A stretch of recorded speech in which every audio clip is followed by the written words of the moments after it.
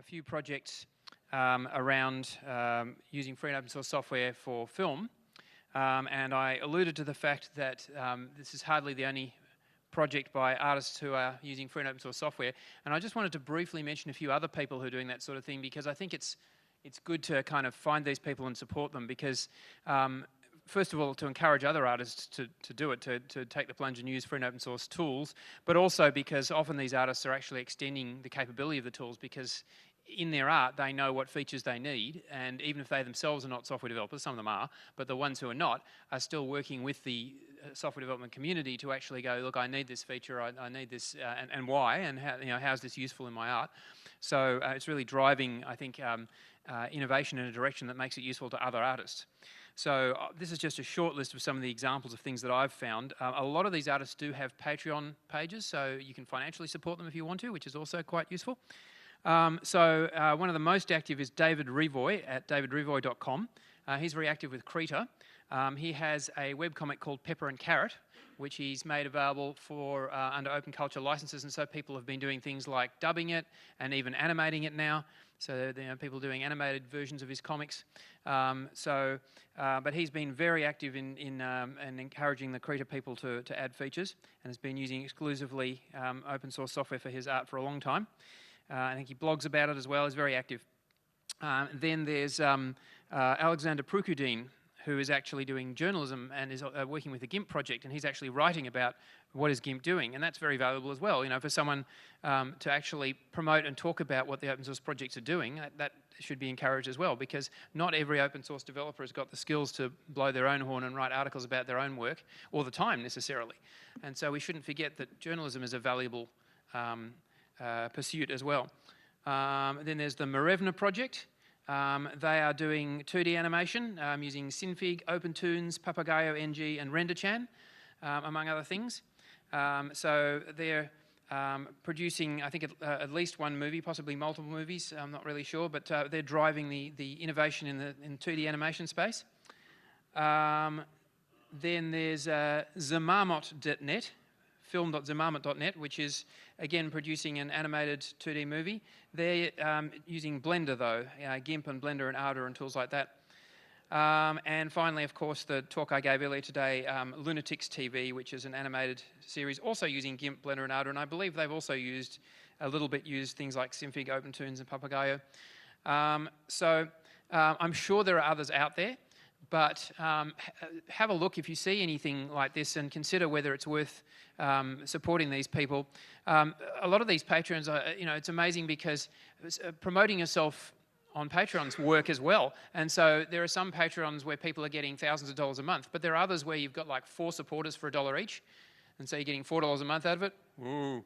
So really, that's because not everyone is good at promoting themselves, and so sometimes it's really worthwhile to look at these people and go, if I give $5 a month or even $1 a month to one of these projects that's currently only got 10 supporters, I'm making a huge difference to that person and encouraging them to keep going and not just give up on the project. So yeah, I just wanted to say let's thank people who've made the commitment to use free and open source software in their artistic practice and try and encourage them. Thanks.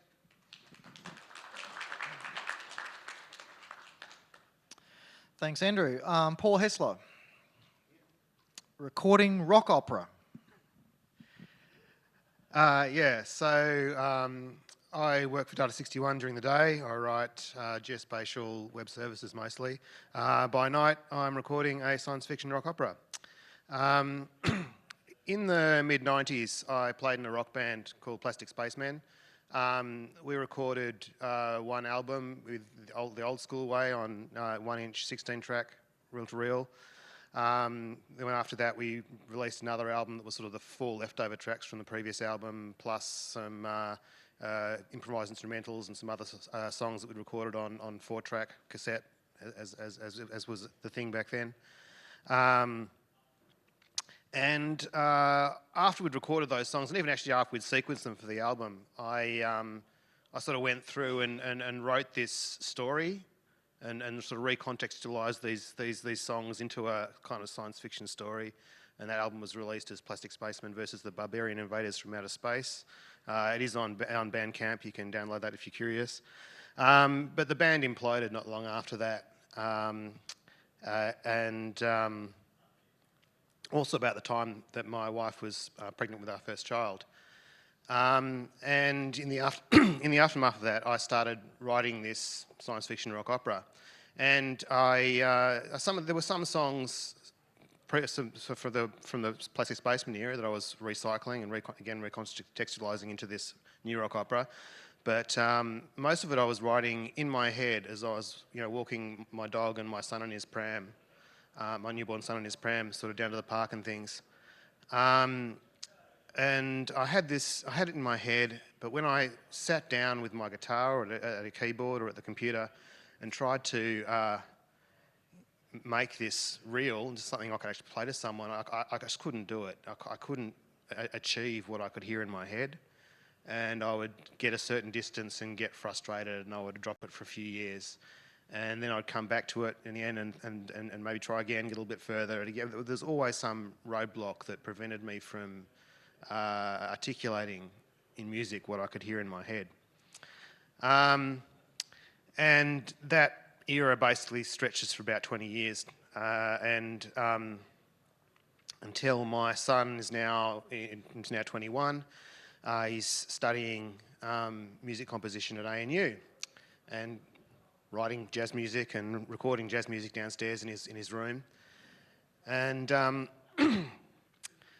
at Data 61, every year the engineering group has these retreats, and we'll go off and stay in like a school camp type environment and for 2 or 3 days, and we'll talk about what we're all working on and new technologies that are appearing and this sort of thing.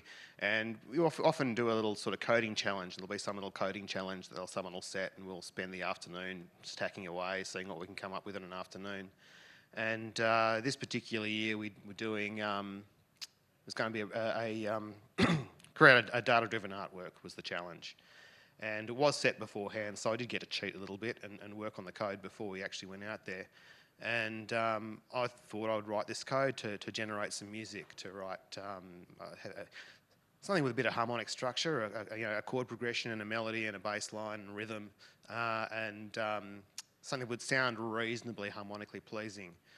And I didn't really know how to go about this, so I sat down with my son and we talked about the ideas I had and how and tried to get his thoughts from a music theory perspective about how we go about this. And he taught me a whole bunch of sort of jazz chord scale theory that I'd known a bit of, but I did certainly learn a lot from him in that little sort of those 2-hour sessions or so that we had. And I wrote some code, and it was very interesting. It produced this music that sounded like Mozart having a psychotic break. But I thought, that got me thinking, oh, well, maybe I could use this, like to sort of break this writer's block. I can, generate this weird music and pick out the good bits, and using my human brain sort of stitch them together and maybe make something that's a little bit more palatable. But it turns out I didn't need it, because now I'd had this theory that my son had taught me, and I now found that I could do it. And I now actually could write this music that I hadn't been able to before. And it all just sort of poured out quite rapidly. And so I kept writing, and I started recording it now. When I'd done a little bit of recording, personal recording on the computer before, back in the 90s, I was still using, late 90s, early 2000s, I was still using Windows, and I was using a lot of professional software that I'd acquired through less than legal means. But fast forward to 20 years, and I've been running Linux on the desktop for 10, 12 years now. So I thought, oh, I'll see what's available. And turns out pretty much everything you need is available. So yeah, everything I've done in this sort of current incarnation and then what will be on the final release is completely done with open source software. So Ardor obviously is my digital audio workstation. It's fantastic. Certainly does everything that that I've thought of to throw at it yet. VCV Rack, which is an open source modular synthesizer package. It's just come out in the last couple of years. That's amazing if you're into weird fat analog synth sounds. I tend to use MuseScore to write music and to arrange parts. I've tried using sort of piano roll things, but I find I can understand things better if it's actually an old-fashioned sheet music notation. I know that's not for everyone, but for me, I find that easiest to understand what's happening from a music theory perspective, and a bunch of other little tools as well along the way. So I'll just briefly give you a précis of the plot to get you hooked. So it's a hero's journey, a very Campbellian hero's journey. So we start off, it's all narrated from the far future. So the human technological civilization has collapsed. Humans, the population has greatly reduced, living essentially a hunter-gatherer type culture. But they sit around the campfire and the tribal shaman tells these stories of the golden age when humans could do all these amazing things, and every human on Earth could talk to each other as if they were standing next to them, and all these things were like magic to them. And in particular, the story of our hero is the biggest legend from those times. Our hero was born. So the first song name drops my son's birth date. As I said, I wrote it as when my son was a newborn. It's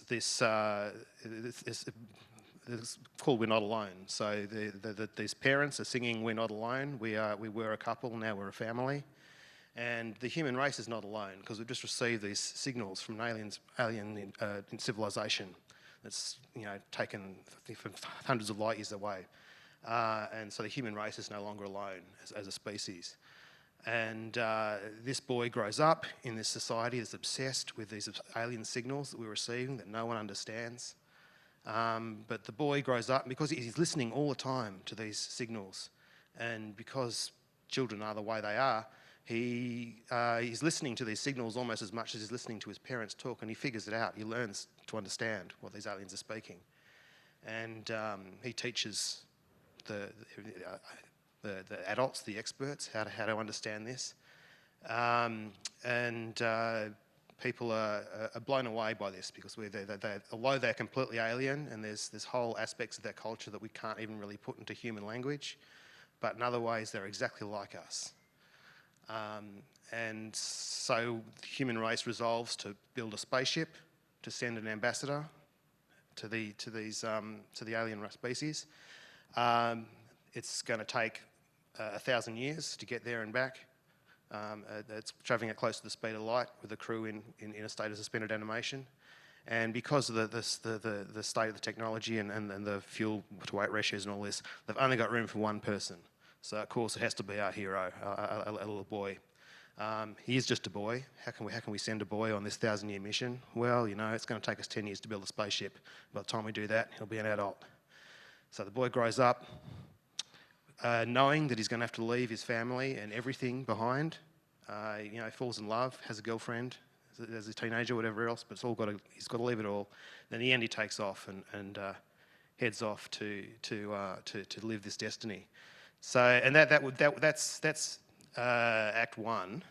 So as he leaves, he blasts off, and then at the very end, we go back to this tribal shaman, and now we can clearly see that this is now a religion, and this guy's going to come back and bring these secrets of humanity from before the fall, and these secrets from the aliens beyond the stars, and he's going to restore human civilization. So it's a full, saviour religion. And so that's really the album I'm working on. When I finish that, if I've got the inspiration, I'll write Acts 2 and 3, which would be on the alien planet and then coming back to Earth as a god, basically. So there's a couple of demo tracks up on Bandcamp. The name I use is Spaceman Paul, which is also my GitHub handle. So spacemanpaul.bandcamp.com. A couple of demo tracks there. If you're really interested in anything else, I've got everything I've got so far on my phone. I'm happy to connect it to your Bluetooth speakers and give you a listen. Thanks. Awesome, thank you. Paul Hatra, is he here? Yes. Peter, sorry. It says Peter, see? Close enough. Yeah, it says Peter. G'day, my name is Peter Hatra. I've been one of the maintainers for the Wacom graphics tablets drivers for about 10 years now. We've got Benjamin Tissoir in the audience as well. He's one of the kernel maintainers. If you use graphics tablets or you write software that uses graphics tablets, you've got about 4 days left to talk to us. We're both developers. We try to make sure they actually work. We don't actually know how people use them because we don't use them for actual graphics design. So we do, whenever we push out releases and stuff, we of course test that, yeah, pressure works and all that jazz, but we don't necessarily know how people use them or how they want them to work. So again, if you use graphics tablets, if you write software that uses graphics tablets, please talk to us over the next 4 days. Thank you. Awesome, thank you. All right, so now we've got final talk of the day. This is notionally about another half-hour talk, standard talk for that we've had for the rest of the day.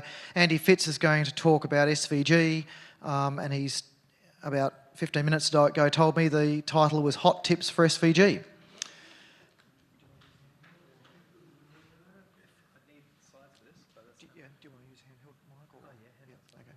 So just give us a couple of minutes for him to get himself sorted with a laptop. 50% chance it won't work. Let's see.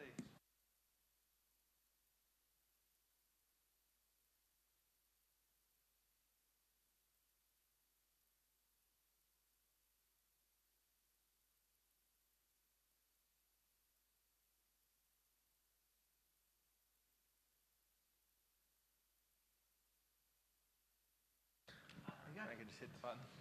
G'day everybody. When there was a speaking slot free, a mate of mine, Ian, said, you should do a talk on SVG. It's been roughly 15 years since I've actually done anything to do with SVG for my job. But I still like that stuff and I still play with it. It's a lot of fun. So really quickly, let's talk images. Everybody kind of gets the difference between vector and raster. Raster being bitmap-based, vector being lines mathematically drawn and rendered. Just follow this thinking. So they say a picture is worth 1,000 words.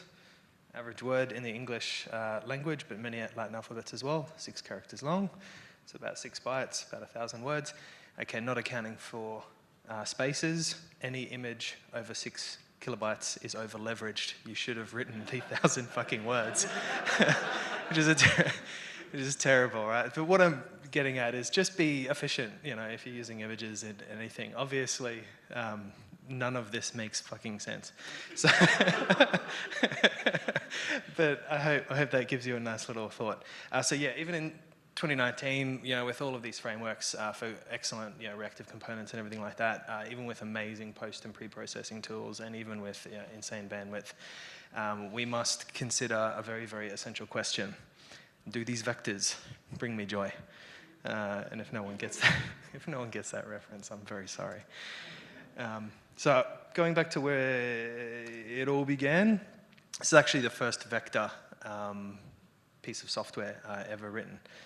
You know, won the Kyoto Prize in 2012 as a piece of dedicated software. So the Robot Draftsman, isn't that cool?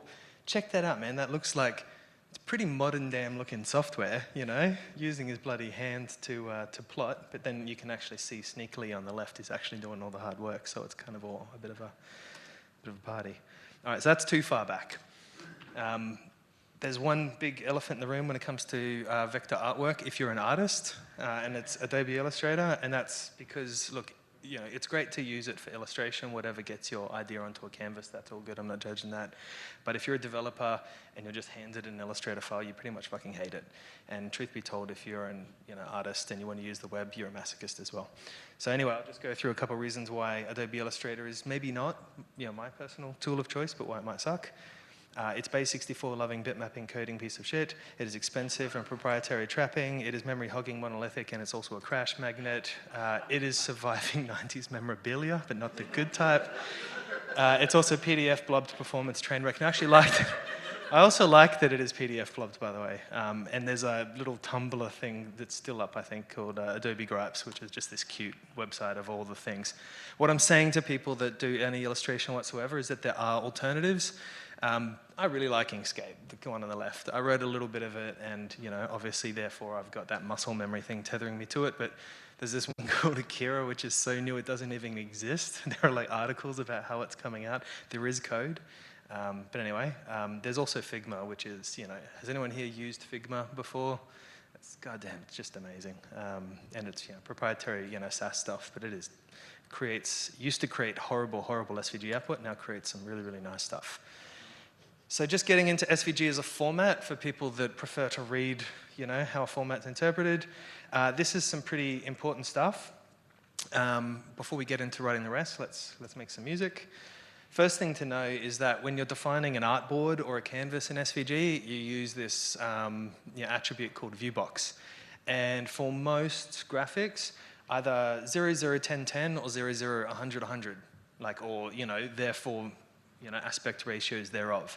And the reason why you would want to do that is because once you go into decimals for your coordinates, you're just adding a byte for the decimal. Once you go into negative values, you're adding the byte. For the negative, and it's not confirmed that you'll always be gzipping the traffic and stuff like that, and it's not confirmed how you'll be storing this stuff. So just being super efficient, if you really want it to be as absolutely fucking tiny as you can, those are just 2 hot tips that make making an SVG work by. You can read SVG, even though the coordinate itself is an element attribute style, it's all one attribute. Every time you see an M, that's kind of like move, start a new drawing. And then every time you sort of do a C, it's kind of the curve. So what I've done just to draw this is I've grabbed 2 curve nodes, and then I've obviously drawn line, line, line, line, line. And first attribute is the X, second number is the Y. So you can kind of, maybe I've looked at this stuff for too long, but you can read what it is and kind of guess what shape it is if you look at it long enough, like lost in a cave for an eternal damnation type, look at it long enough. All of this, illustrations don't have to be massive, like these are all just a few bytes and things like that. They're nice, they're cute, they can fit in a tweet, they're kind of handy type things to hang around, so you can add these sort of strings and be confident that yes, this picture is worth more than 1,000 words. If you do make any SVG, there is a tool that absolutely helps you minify your SVG, so if you're lazy and don't actually want to get into inspect the format, if you install SVGO using NPM as a global, you can just use that utility on the command line. So you can go SVGO, fling it to your SVG, and voila, your file gets insanely smaller.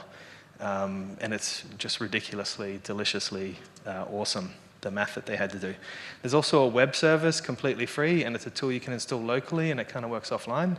It's called SVG OMG. It's just a UI where you can either paste your raw SVG data, upload your SVG, and then inspect the optimization. So it means you can choose your node coordinate precision. Because everyone thinks vectors are completely infinite in their resolution, but the fact of the matter is those coordinates, they're tied to something.